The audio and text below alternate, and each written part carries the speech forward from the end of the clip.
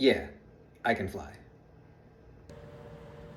When one thinks of northeastern New Jersey, what often comes to mind are its population beds, factories, massive transit hubs, entertainment complexes, and man-made infrastructure. For this reason, it is often given the unflattering nickname, the armpit of America. This video will highlight 5 stunning natural landmarks in the area that might make you think twice about calling it that. What is even more impressive is that some of these sites can be found seamlessly integrated into the fabric of a highly developed part of the state.